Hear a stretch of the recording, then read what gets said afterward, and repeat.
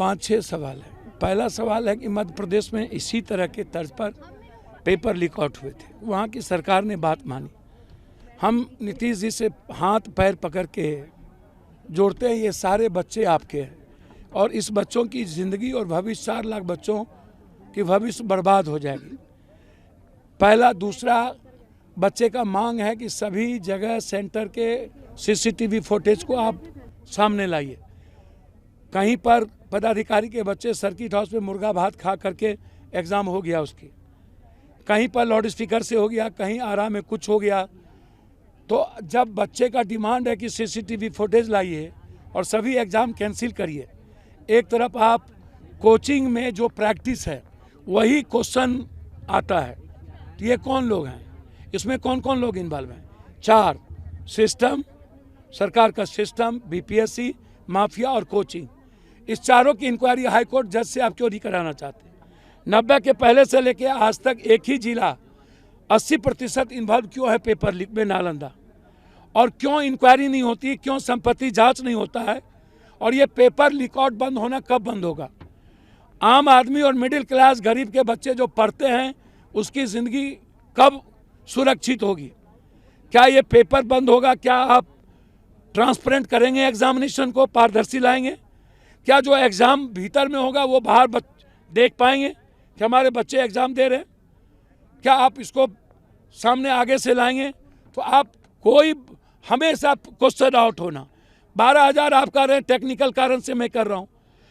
जब आप बच्चे कह रहे हैं आपको टोटल एग्जामिनेशन कैंसिल करने के लिए, आपने एक ऐसा क्वेश्चन पेपर दिया, एक कुछ को अलग। नॉर्मलाइजेशन के मुद्दों में भी आप झूठ बोल दिए, एक पेपर अलग कर दिया, दूसरा पेपर फिर क्वेश्चन दूसरा दे दिया।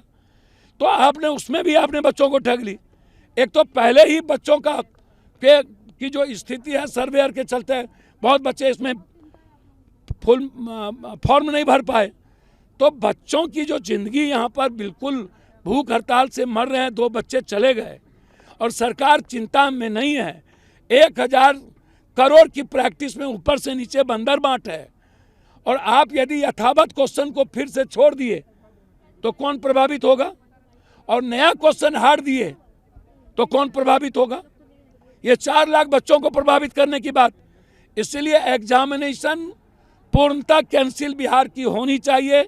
बच्चों की भावनाओं का आदर हो, कोचिंग की इंक्वायरी हो और पेपर जो लगातार माफियाओं के द्वारा सजेस्ट किया जाता और अलग अलग एग्जामिनेशन पेपर को दे करके बच्चों की ज़िंदगी प्रभावित होते, उस पर रोक लगे, साथ साथ पेपर लीक होना बंद हो। आप कल से बोल रहे हैं बीपीएससी पास प्रोटेस्ट। मैंने कहा यदि बच्चों की बात नहीं सुनी जाएगी तो मैं कहीं ना कहीं, चाहे गांधी के मूर्ति के पास हो चाहे बीपीएससी पर हो, मैं भूख हड़ताल पर बैठूंगा।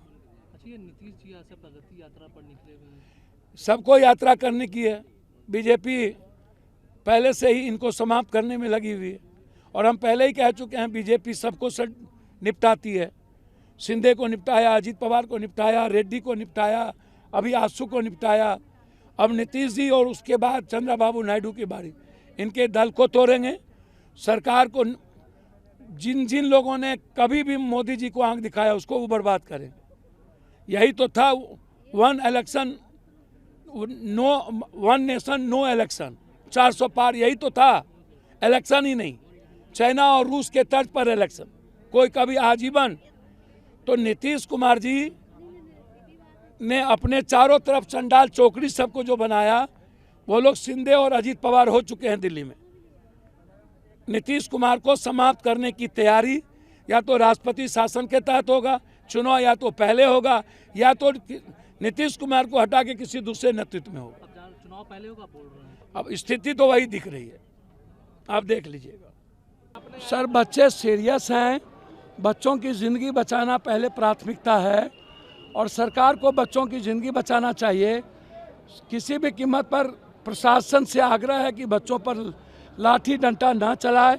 बच्चों के आप ही के बच्चे हैं और नीतीश कुमार जी से आग्रह करेंगे पूरा एग्जामिनेशन कैंसिल। अगर नहीं करते तो आप कब से बिहार बंद आप बेफिक्र रहिए, हम करेंगे। कुल 4 स्टूडेंट का तबीयत खराब हुआ है, जिसमें से 2 का तबीयत जो है ज़्यादा गंभीर है। अभी कितने लोग अभी आए थे? अभी 2 इससे पहले गए थे और अभी वर्तमान में 2 गए हैं। कुल मिलाकर के 4 स्टूडेंट का जो है तबीयत काफ़ी खराब हो चुका है और सरकार को और आयोग को इस बात पे जो है संज्ञान लेना चाहिए। जैसे लग रहा है वो लोग मतलब काफ़ी असंवेदनशील हो गए हैं। हम हो गया था उनको आखिर? ये लोग जो यहाँ पे भूख हड़ताल पे थे, कुल 7 लोग, उसमें से 4 की जो स्थिति है वो लोग अभी सीरियस हो गए हैं और वो लोग अभी जो है इमरजेंसी में जो है